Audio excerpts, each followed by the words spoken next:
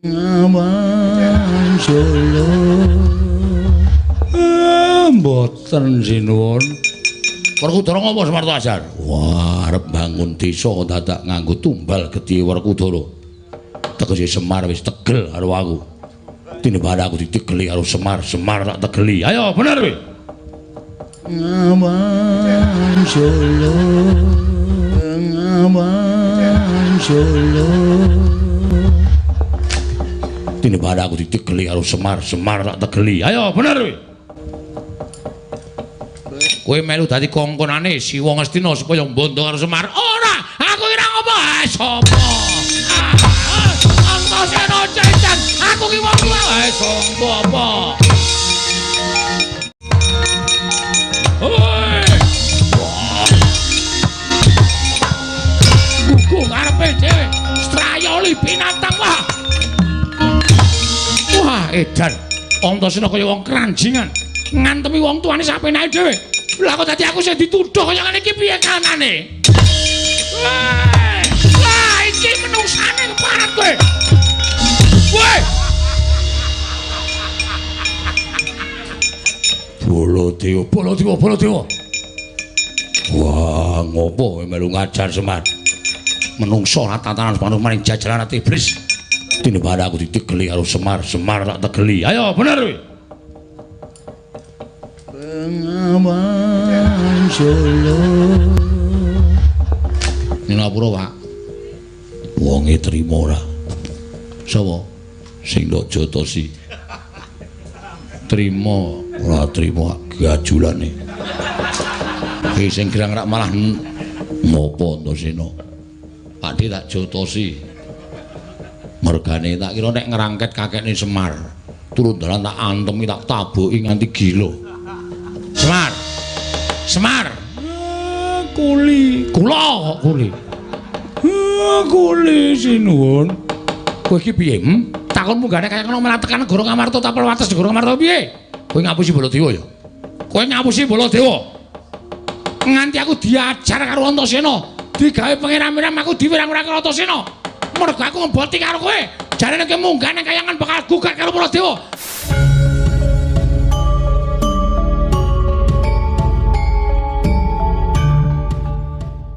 Jarene kowe munggane kayangan bakal gugat karo Baladewa. Lah kok klitian nang kene kowe iki janjane iso ditata apa ora kowe?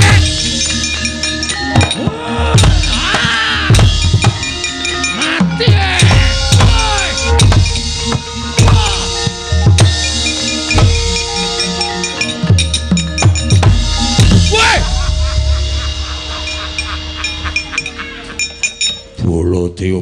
Baladewa. Ninapura, Pak. Wonge trima ora? Sapa? Sing ndok jotosi. Trima ora trima gajulane. Iki sing girang rak malah wah, Werkudara iki malah nutur karo anake sing apik to. Ora prayoga kaya ngono kuwi.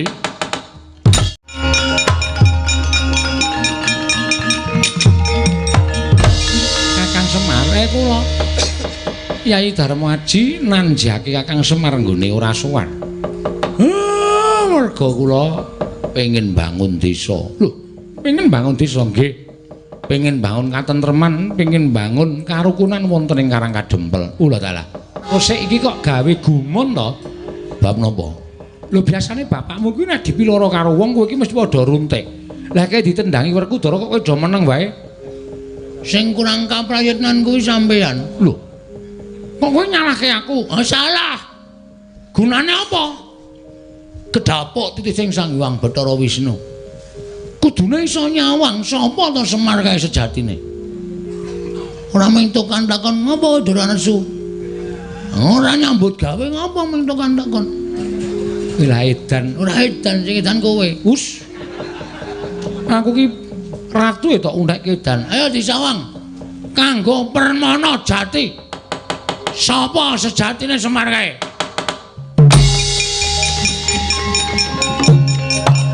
Kowe ra dalah.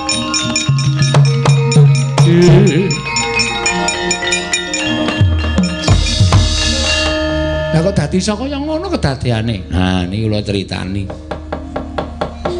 Wau bapakne gelut karo sing dadi Semar nika. Lho, gelut? Nggih. Lha perkarane napa ora ngertine bapakne adipateni karo Kurawa. Sinuwun mandura rawuh teng Karang Kadempel. Bapak niku ajeng ngrancang bangun desa, Sinuwun mandura rawuh kesusul anak-anak Pandhawa. Kurawa bubar mungsuh anak-anak Pandhawa. Sapa anak-anak Pandhawa Petruk? Ndara Garukaca, Ndara Antaséna, Ndara Antarja. Lah Sinuwun mandura niku sak pejago karo bapak niku kok sajahe kaya atine niku ora trima. Semar iki ora gugat ning kayangan. Kejanjane ngopo? Lah kok Kurawa ujug-ujug kepengin mateni karo kowe iki nek ora ana sambung rapete karo dewa tangeh lamun merga ati lan pikirane manungsa iki sing ngobahke para dewa. Nah, bapak runtik atine. Tak tanjiki teng kayangan. Kula ale gareng kali Bagong melu mrika. Kula ale gareng karo Bagong ngamuk teng mrika dewa-dewa bubar. Bapak gelut karo sing dadi Semar nika. Iya, terus Sang Hyang Padhawenang medun. Heeh. Ndukani sing dadi Semar nika. Kowe kok ora ngrasake Semar to? Semar ki urip ning alam padang, Semar ki urip ning alam donya wis rekoso dadi wong sekeng, dadi wong ora duwe tukang momong. Kowe wis kebekan derajat pangkat dadi nalindraning para dewa kok isih duwe rasa gething karo Semar. Nek ngono hukumanmu mung ngrasake kaya dene urip kaya Semar. Jelek dadi Semar. Sapa? Nika wau. Lah terus Bathara Wenang wis Bagong Petruk Gareng mangsa para nggonmu Murba Masesa. Semar iki tak unggahke ning kayangan. Ben Semar ngrasake dadi dewaning para dewa, sing dadi Semar kae mung ngrasake dadi Semar. Wong ngono, heeh. Anu iya, anu nggih. Kowe lah dalah iki mau ki sing ngakon nganggo tumbal Geti Werkudara iki sapa? Ngacung. Lah kok isa-isane nglakoni mbangane tangan kula sing ngajar Semar. Lho ora mentala wong wujude Semar. Ora ketang jerone du Semar. Ben diajar Ndara Werkudara. Kae engko nek nganti kena apa-apa piye? Mboten mungkin niku dewa sing dadi. Ora apa-apa, diantem wae mung lara dela mari, lara dela mari. Nek nganti disudet kuku Pancanaka. Lho, apa mlendring? Kok apa mlendring kok disudet? Ora bakal terdas. Wong lho sampean pitados kalih kula ning ra tak awat-awati ndak geger kanane Bagong.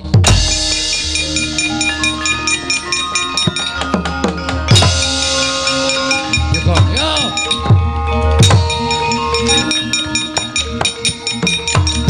Kowe aja edan Antasena. Sedalan-dalan aku kok jotosi, sedalan-dalan aku tak tabohi karepe piye? Ora ngruduke bak kakene Semar nendi? Tekan ngendi wae tak jotosi kowe Pakde. Aku cubriya karo kowe. Kowe melu dadi kongkonane Siwa Ngastina supaya mbondo karo Semar. Ora, aku ora ngopo. Sapa? Antasena cetan. Aku ki wong tuwa. Sapa apa?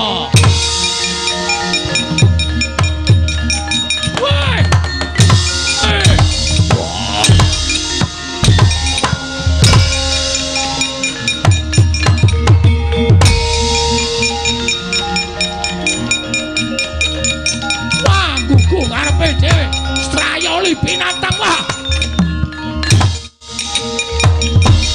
wah edan Antasena kaya wong kranjingan ngantemi wong tuane sapenake dhewe. Lah kok dadi aku sing dituduh kaya ngene iki piye kanane? Lah iki menungsane keparat kowe.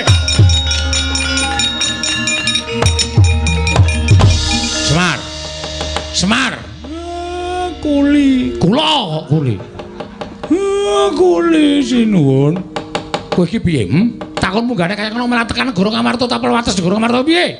Kowe ngapusi Baladewa ya? Kowe ngapusi Baladewa. Nganti aku diajar karo Antasena, digawe pangeran-pangeran aku diwirang-wirang karo Antasena.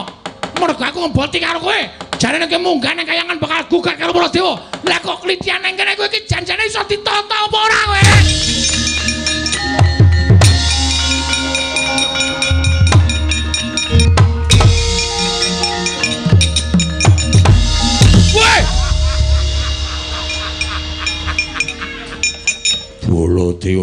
Baladewa. Wah, ngopo kowe melu ngajar Semar? Menungso ora tatanan manung maring jajalan ati iblis. Wong tuwa ora iso dicekeli Gunemane. jare kowe iki tekan kayangan. Kowe mau ditemu karo ngedepul karo aku lha kok dadi kowe tekan Negara Ngamarta. Kowe ngapusi karo aku. Mboten sinuwun. Werkudara ngapa Semarta Ajar? Wah, arep bangun desa dadak nganggo tumbal gedhe Werkudara. Tegese Semar wis tegel karo aku. Tinimbang aku ditegeli karo Semar, Semar tak tegeli. Ayo bener kowe. Bengawan Solo. Wah. Mula wektu dina iki aku ora trima. Aku ya ora trima. Nganti kanane kaya ngene aku ora trima. Kowe kudu tanggung jawab Semar. Aku diwirang-wirang karo Antasena. Wah, ayo Kake. Dadeno tumbal Werkudara ning jagalan kaya sapi. Iki piye lakone?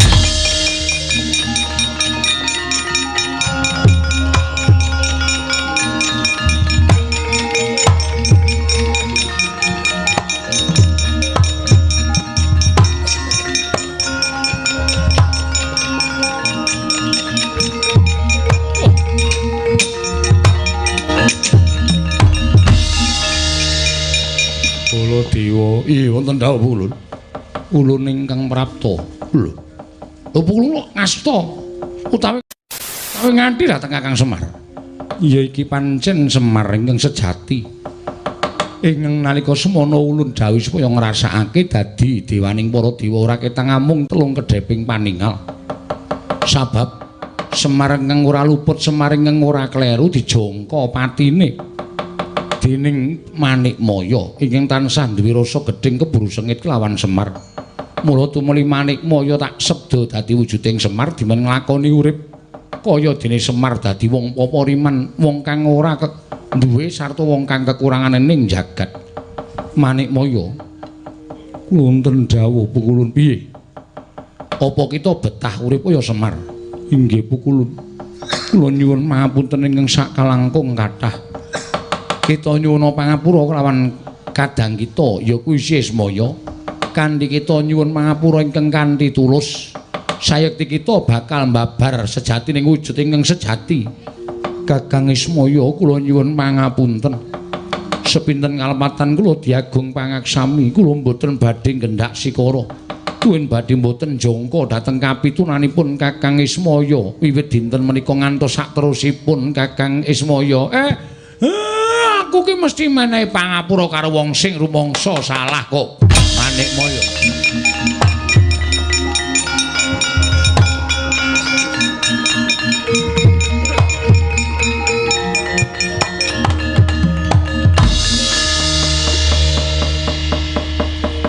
Kita wis ngrumangsani luput, Guru inggih.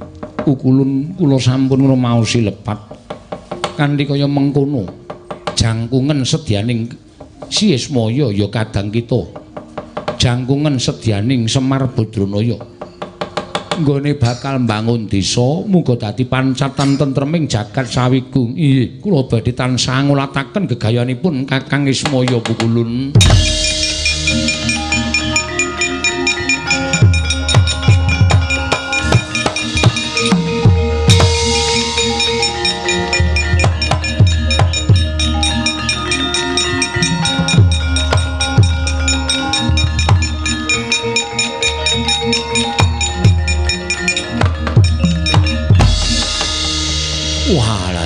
Kok dadi lakone kok ting kremit ora karu-karuan.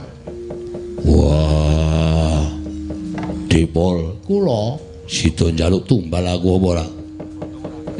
Sing nyuwun rak Semar nika wau nek kula ora njaluk tumbal napa-napa.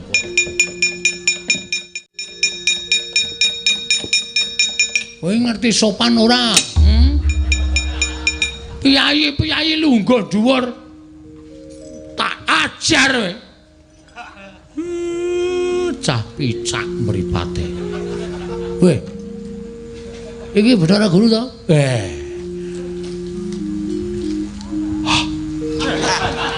Wah, Semar tenan iki ambune jengkol. Edan wis malih to, Pak? Wis. Iki lho ya kaya ngene pancatan nggonku bakal kasembadan sediaku. Bathara Guru wis bali ning kayangan Bagong. Wah, wis jan urang tutuk le ngajar. Bagong edan. Aku ngajar Bathara Guru. Syukur kowe dosa cemplung neraka kowe. Wani ngajar diwa cemplung neraka. Kowe sing gawe-gawe. Mboten. Mboten kula ning panjenengan mboten dingotenke ndak malamake Bathara Guru niku mboten jerah utawa mboten kapok. Wah, lho, kakek nang kono kene kek.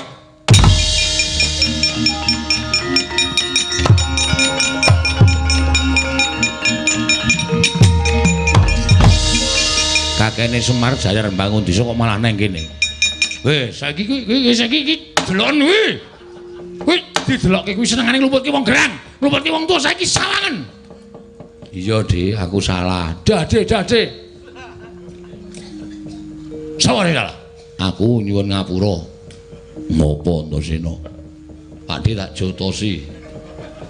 Mergane tak kira nek ngrangket kakekne Semar. Turun dalan tak antemi tak taboki nganti gila. Wah, caidan. Wah, sesuk meneh ora waton. Ya nyuwun ngapura Pak, ora ngerti kok. Wih, anakmu ngono ora tau diulangi ngono iki. Anake wong kau, anake wong dosa. Anake wong mutuh apa anane? Pakdene diajar aku ki ratu turun dalan dijongkong-jongkongke. Nyuwun ngapura. Nyuwun ngapura, Pak. Wonge trima ora? Sapa? Sing ndok jotosi. Trima, ora trima gajulane. Iki sing gerang rak malah wah, Werkudara iki malah nutur karo anake sing rapik to. Ora prayoga kaya ngono kuwi.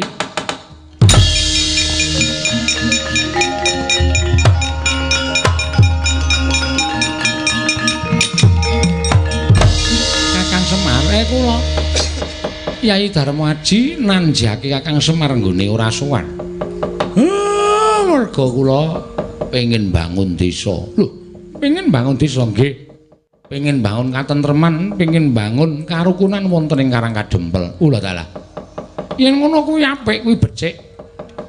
Nek pancen gayan kula becik apik nggih, awi mboten ketang namung sedhela lenggah teng Karang Kadempel. Men muwi sengkut gumreguting para kawula nggone gesang tentrem wonten ing Karang Kadempel.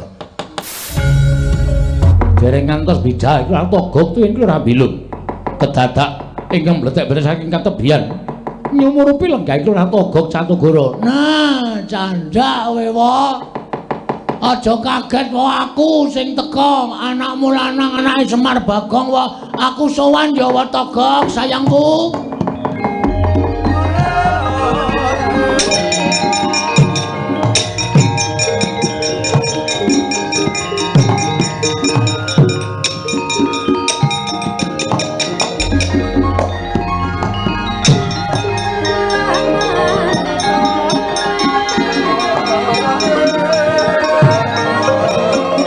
Makiri rero nanggono magawe gelarira wang-wang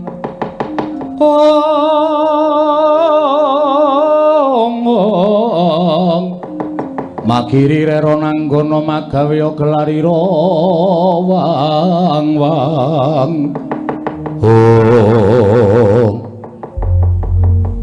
Iki ora pangling rak Bagong to.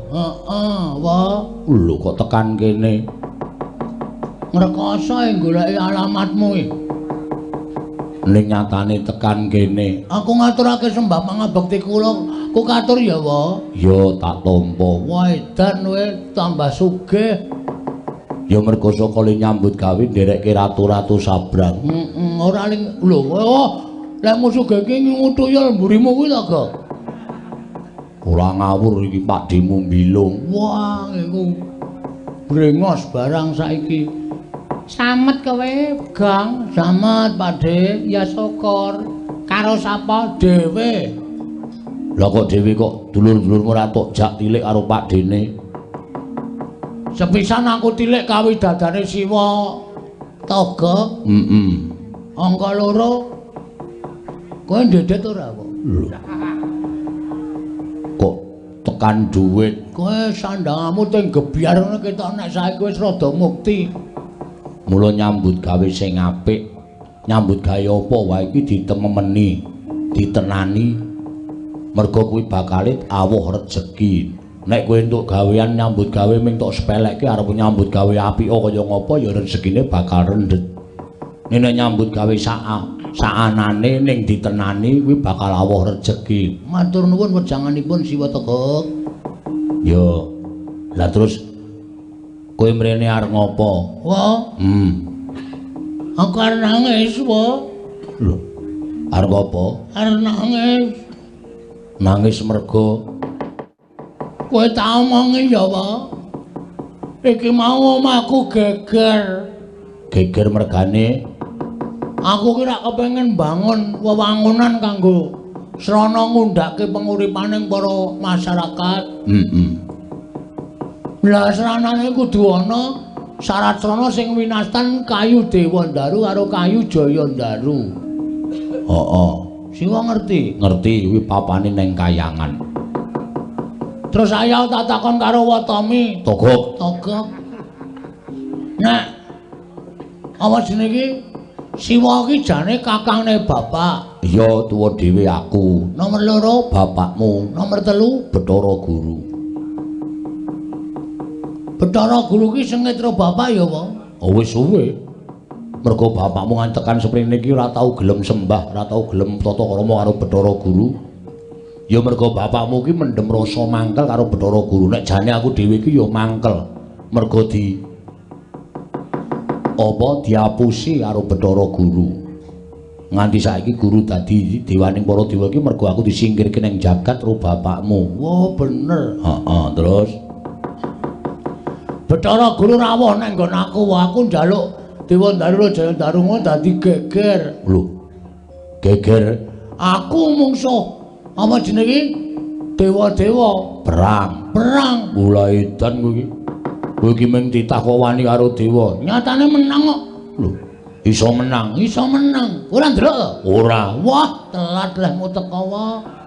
Sona iki nang ndelok wayang jam 09.00. Ora bengi-bengi lagi teko. Ah ya wong kekuatane utawa duwene kalodhangan lagi saiki kok.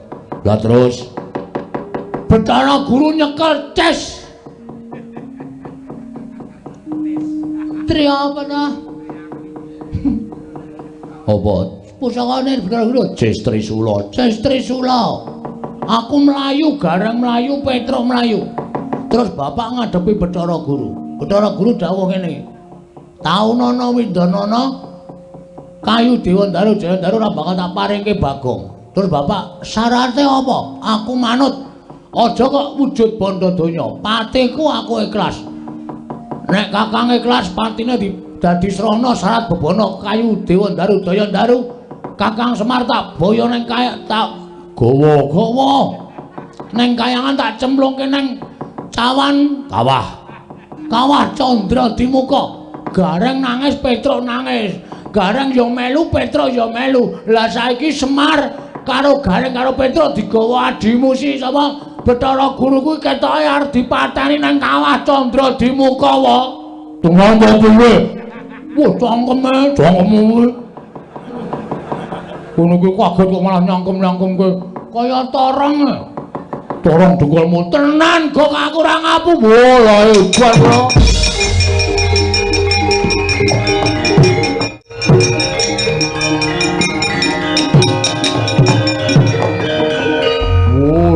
Prayol dan Manik-Maya kuwi piye to ya? Karo kakane kok isih sengit kaya ngono kuwi. Lah terus piye, Gong? Lah, aku rene iki aku arep nyuwun senjata pitulung karo Siwataga. Gandeng kowe kakangne bapak. Nek kowe ora mbelani bapak, berarti kowe iki ora tresna karo bapak. Aku tresna karo bapakmu. Ah, saiki piye carane Siwataga supaya mbelani karo bapak? Wis ngono wae. Nek Siwa ora gelem mbelani karo bapak, ora mung aku sing ora trima. Ning sak anak putuku ora trima karo Wataka, ajar dhewe kowe. Se wong sapa-sapa kok arep diamuk lho. Wis mangsulan. Gong. Apa? Aku wis sumpah sak jeg jumlek wis aku semoh munggah ning Kayangan. Wis dadi titah ya dadi titah. Waduh. Terus? Lah nek kowe pengen njaluk pambiyantuku aku ya iso mbantu ning ora munggah ning Kayangan. Sapa sing kon munggah? Kuwi tuyul mburimu kuwi. Bilung. Milung ya ora gelem munggah ning kayangan. Lah terus kowe wae munggah ning kayangan. Wah tak suwek tenan lambemu kowe. Aku iki njaluk pambiyantu kowe kok malah kon munggah ning kayangan. Sranane kowe tak gawe supaya gampang mlebu metu kayangan. Sranane piye? Kowe tak gawe wujuding titah sing gampang mlebu ning kayangan. Sapa kowe? Ning kowe gelem ora? Ah gelem, wonten aku iso nyelametke bapak. Tak gawe tak salin wujude bendaramu Madukara. Ora guyon lho, Gek. Serius. Tenan. Aku dadi Ndara Janaka. Heeh. Iso apa? Lho, iso. Apa dianggep aku ora ndek kasekten apa piye? Wis nyenengke tenan. Tes ngono. Padake corong ora. Senenge ndelok cangkemmu, Gek. Cangkemmu kuwi. Karo padene kok nyangkem-nyangkemke ora. Sagu ora? Sagu. Nek sagu toto. Carane piye? Merem. Hah? Merem. Engko nek bablasan turu? Aja turu. Merem ngampet ambegan nak cipta. Engko nek dadi Raden Janaka kowe mlebu metu kayangan ora ana sing ngelikke mergo Raden Janaka kuwi biasa mlebu metu kayangan. Heeh, aku ya biasa mlebu metu. Lah iya.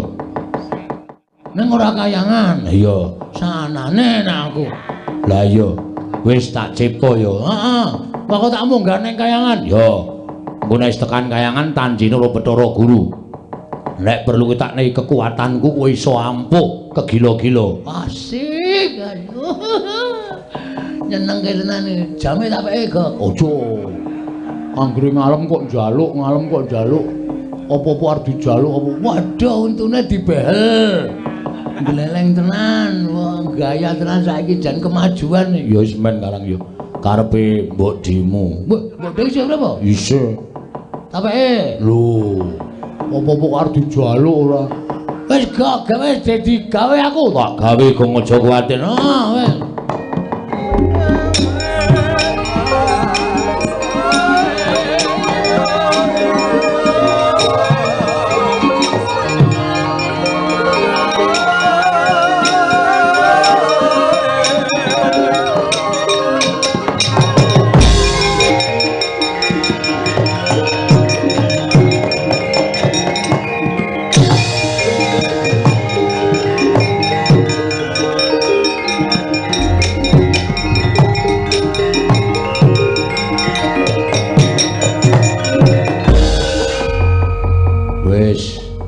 Apa ora gleleng nek wis ngono kuwi?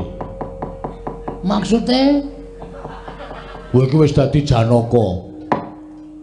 Mulan moro sangar jenis menyogang kamanusan. Ora aneh-aneh kok malah aku dhewe malah nek weruh rupane kaya ngono. Bagus ora jamak. Togek. Lah suarane ketara. Wah, janangan nyuarake Ndara Janaka iki. Coba nyura. Togok ngono. Togek kekasaran.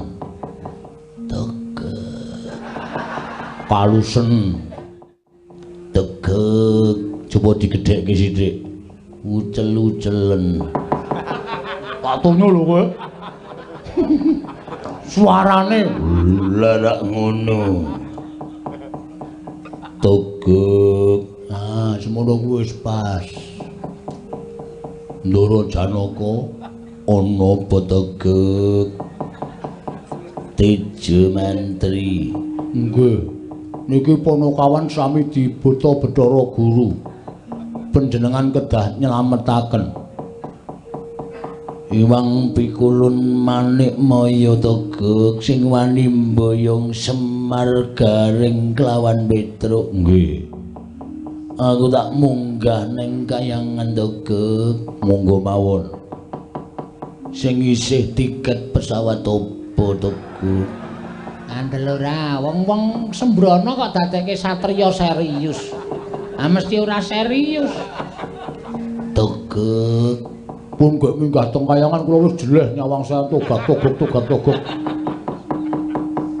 Iwang pikulun manik moyo ora nglepasake Semar Petruk lan Garing aku ingkang urap trima toga tantrimanipun Raden Janaka tekun bayar 2 kali lipat luwih besar munggane kayangan ya sakaremu ora ya sakaremu tegek wonten dawuh aja ngono tegek aja jeleh-leh ulun berangkat saiki nggih pun ngatos-atos tegek nun Janaka kuwi nek mlaku kudu nganggo gending bola wis iki iki mung arep ngrusak tatanan iki Subo Kasminto Subo Kastowo nalikane wah tembange dhewe rahing dalu wong aku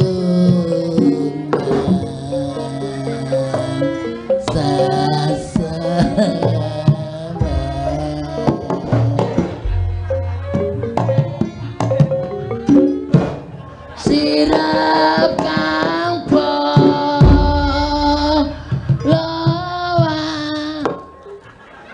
kowe iki gerangan ya ora tanja kok, Gok. Wong Bagong kok dadekke Janaka iki rak malah kaengko ditonton kawula rak do ngisin-isin Ndara Janaka nek konangan sing asli piye? Mbok semen mutar mbok men ora. Aku ya sugah caturan ro Bagong ora mesakake galo kae malah nyaruk-nyaruk lemah bleduke ra jamak-jamak. Joget kok kaya jatilan kaya ngono. Wis benengke wae ngono. Ora ana apa wae. Kowe kan aku engko nampa duka. Ora, wis nek ora ngono ndak Bathara Guru tuman wae ayo. Awak dhewe mangkat golek juragan. Yo.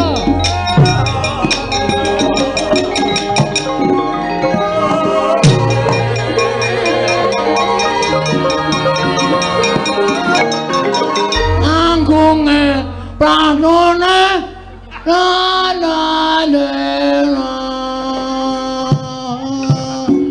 perkleper cawete mabur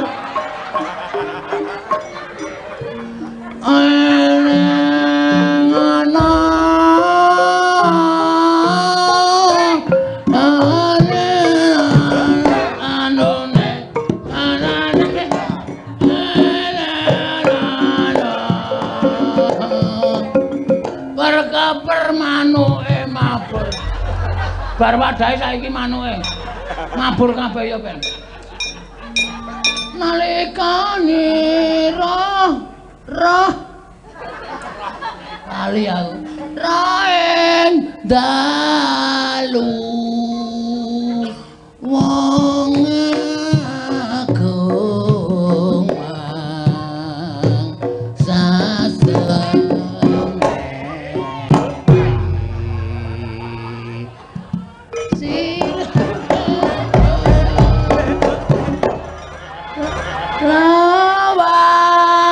Nara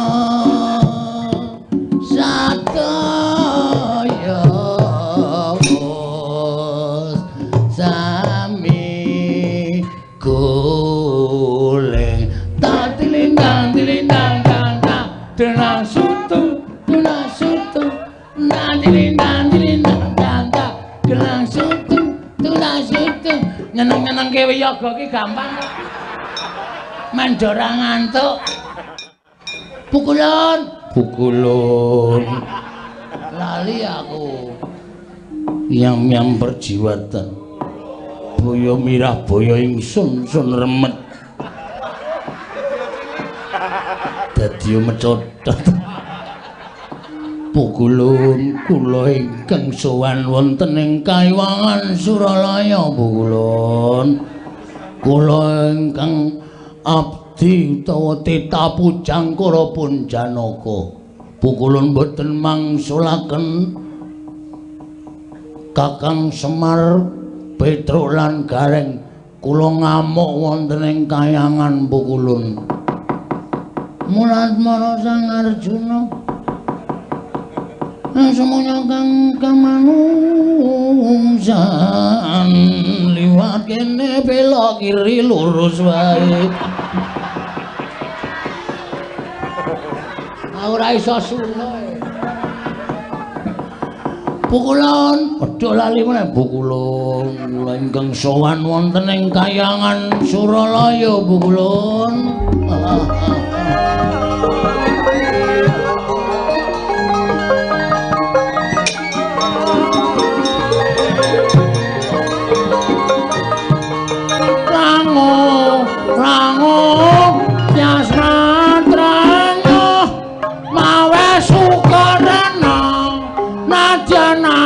Cita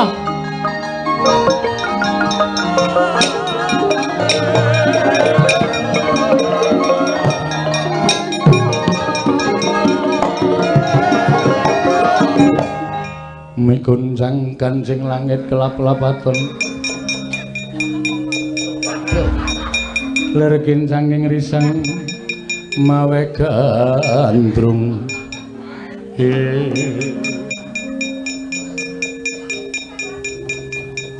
Janaka ana Arjuna kena ngopo kita satriya kok sangu watu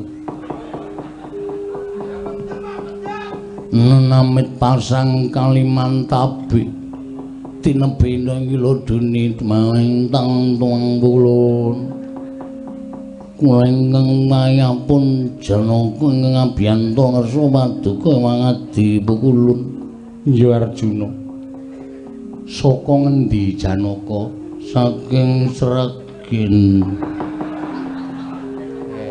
kok diarura kowe kok ki rak tumindak elek mesti biya Janaka kaya ngono Janaka model ngendi Padha Raja sak prapta kita niring sambikala tansah cinaket ing panguwasaning Gusti Pukulun kowe ora nyambung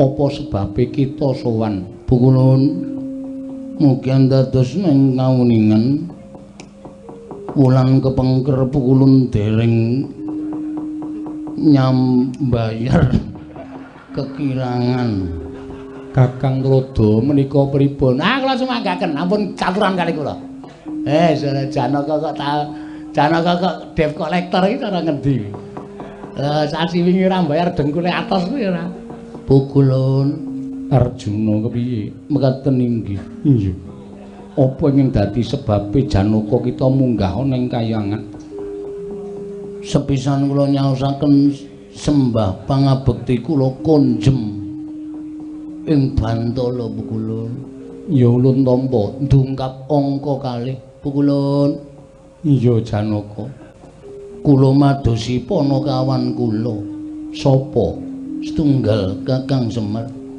kalih Kakang Garing tiga Kakang Petruk kok Kakang kabeh iki piye iki menawi ngendikanipun para kadang-kadang pedagang angkringan ingkang sami mirsani dhateng lelampanipun ringgit Purwosdalunadas menawa kula Kakang Semar Nala Gareng kalian Petruk menika dipun beta wonten ing Kahyangan Suralabaya. Menapa inggih kaleresan mekaten Pukulun? Kakang Rodo. Menawi Janaka nanjihaken dhateng pun Panakawan. Monggo, dasare Janaka sing duwe Panakawan iki Janaka. Nek panjenengan dasya dhateng para Panakawan sing duwe mesti ora trima mesti goleki. Lah paring dawuh kemawon. Pripun lakon sejatine ora tak ditutup-tutupi nek pancen wis wani nanggung perkarane ya kudu wani bloko. Arjuna Pukulun badhe tindak pundi kok alarmipun muni maknuk-nuk. Janaka kok ngrungokke alarm barang iki ben ora. Wonten pundi Pukulun? Ya Janaka ulun prasaja kelawan jeneng kita. Mekaten Pukulun. Sinten Kang? Mboten, kula mboten. Yen to Semar, Garing lan Petruk mapan ana ing Kahyangan Sameneika wonten pundi Pukulun? Kula sangat kangen kalian Kakang Semar. Kakang Semar ulun papanake ning pinggiring kawah Candra Dimuka. Aduh Pukulun, menawi kecemplung kados pundi Pukulun? Pancen sejatine niat ulun bakal nyemplungake Kakang Semar, Gareng lan Petruk ana ing kawah. Sebabipun menapa Pukulun? Sebab Kakang Semar wani lan panjenengan ulun. Lho kok mekaten Pukulun, menapa boten dipun talisih ing langkung permati? Menapa lepatipun Kakang Semar Pukulun? Menawi Kakang Semar percaya kula mboten trima Pukulun. Menawi Kakang Semar sinamar kenayu kula mboten narimaken Pukulun. Iki kok suarane Janaka suwe-suwe kaya nduwer ta iki? Balang ora kok kaya tuk. Edan. Berarti Pukulun Ora ta ya Janaka kok berarti barang. Pukulun badhe mejahi Kakang Semar Gareng kala Petruk. Iya pancen mengkono. Weladal. Menawi ngaten dipun keparengaken kula nesu Pukulun. Lho, nesu kok ndadak laporan. Janaka nek panjenengan nesu ora trima ora apa-apa, ngger wong Bathara Guru ya luput tenan kok. Iblis lanang kuku karepe.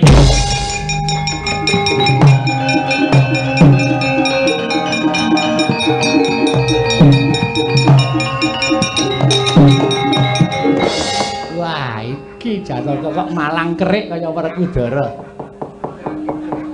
Pukulun Bathara Guru wis ora pantes dadi guru nang kayangan. Pukulun Bathara Guru pakartine sak ngisoring dilamakan. Titah ora luput ora kleru. Teko arep tok cemplungake ning kawah Candra Dimuka. Aku ora nrimakake Pukulun. Sampeyan ora mbalekke Kakang Semar Gareng Petruk ana ing jagat donya.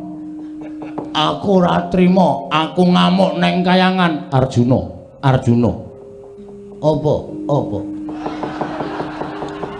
Kita wani karo ulun. Sing tak wedeni apamu? Ora pantes Pukulun minangka dadi dewaning para dewa. Dewaning para dewa.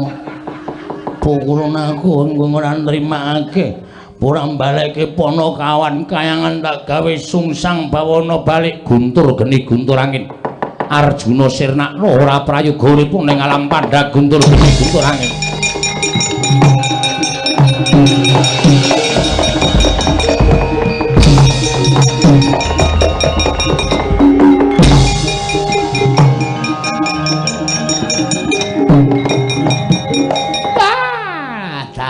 Kenceng arudayang pak pong mbok bolong kali codhe sapa sing gawe.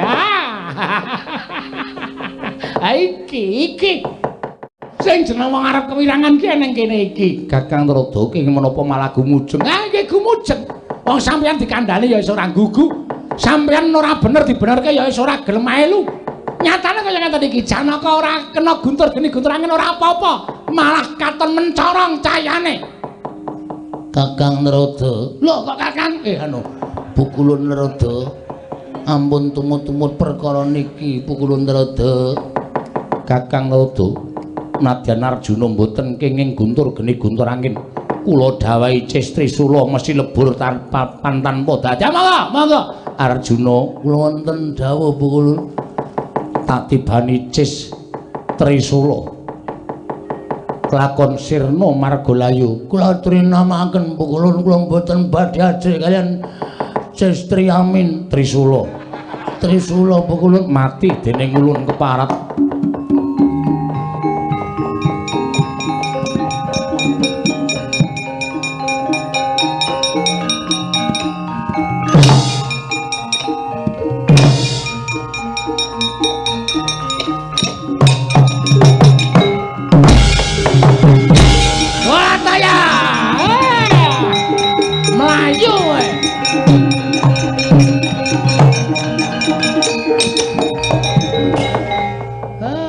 Bani Cis Trisula Ratu Mama klepat lunga saka kayangan. Pukulun panjenengan sinten? Ulun Bathara Narada. Oh Narada, ya. Kok kaya jog dengkulmu mlacat. Diwehi padake kaya teko ora. Iki sapa to janjane? Pukulun kula ingkang ngabdi ingkang wayahipun Janaka. Janaka? Nggih, Permadi. Permadi. Wilikiti. Wilikiti. Kumbang ali-ali. Kumbang ali-ali. Kumbang madu dan racun. Iki ketake delok suarane iki ya. Aku jane ora panglene ngarep bedhek kok wedi. Kowe iki jane sapa to? Pukulun kula ingkang wayahipun Janaka. Janaka iki bojone pira coba? Kadah Pukulun. Sing didhep ning Madukara pira? Yayi Sendrobo. Sembadra Si Kandri. Sri Kandi, Sri Kandi Pukulun. Manuhara Larasati, Laras Pelok, Laras Lindro. Kok kaya gamelan ora edan. Iki Bagong to iki? Pukulun, sanes kula pun Janaka. Ora sadatan kamu sih, Bagong ora kowe? Pukulun. Bagong udu. Pukulun sampun kados mekaten. Ora ngaku ae Bagong ta kowe. Heeh. Gua ajol sisan kowe. Kene iki le ngampet omong ngerkoso e. Trondolo. Lah entuk sandangan iki saka ngendi? Kula piyambak mboten mangertos Pukulun. Mergi kula dipun dandosi Siwatami. Tagak togo. Lah edan wis ben ngono kuwi nek ora ngono ndak Bathara Guru ora kapok. Pukulun, Piye? wong atuwa kita ulun wonten wong atuwa kula wonten pundi? Semar gareng karo Petruk. Inggih Pukulun. Diponton ning pinggiring kawah. Waduh, Kakang Semar. Kakang Semar. Aja kuwatir Kakang, aku ingkang bakal mitulungi karan kowe Kakang.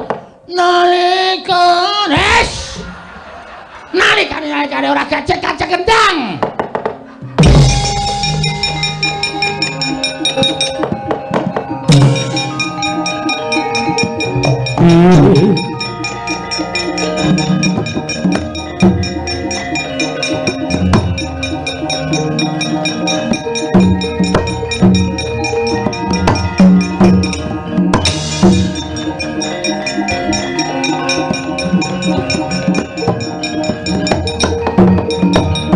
Ngarana sumubang mangaruna kadinetrane nganggo rapo sataning kukila ring kanigara saketer kene donganing kunglir wuwuh sing pini panca.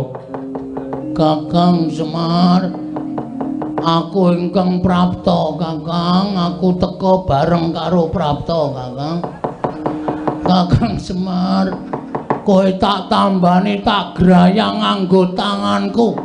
Muga-muga waluya nirmala temajati jati temal-mal nirmala waluya Kakang Badranaya.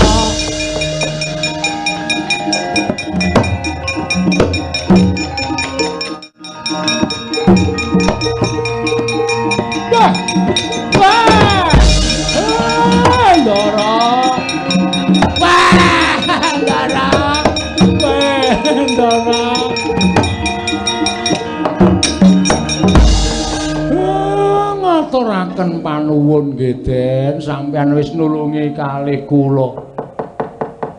Ngaturaken panuwun Ndara wis nulungi kalih kula. Ngaturaken panuwun nggih Den, wis nulungi kalih kula. Ibu sepodo-podo. Sampeyan kok prisa kula teng mriki. Google Map. Napa niku? Kakang Semar, kowe aku ngerti wae kowe nang ngendi Kakang Semar. Nek kowe kena apa-apa iki aku mesti entuk kabar saka kantor pos Kakang. Ya kiai kok kaya udu ya Rek. Iki kok Ndara kok suarane kok kaya bar watuk to iki. Nala garang petere yo.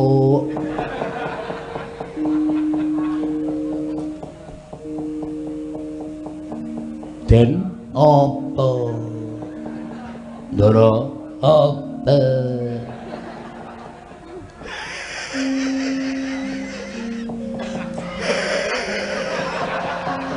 Oh, genah udu iki. Ndara kok guyune kok nganti nging-nging. Wah, Ndara Janaka gundule atos. Kowe kok dadi Janaka kuwi Kakang Semar cangkeme sing apik. Iki ndaramu kok kowe. kowe tendang modar kowe. Suarane ora pangling. Kakang Semar. Isih ketara Kakang Semar. Tetep ketok ya, Truk. Kakang Semar. gegeden. Slendrik.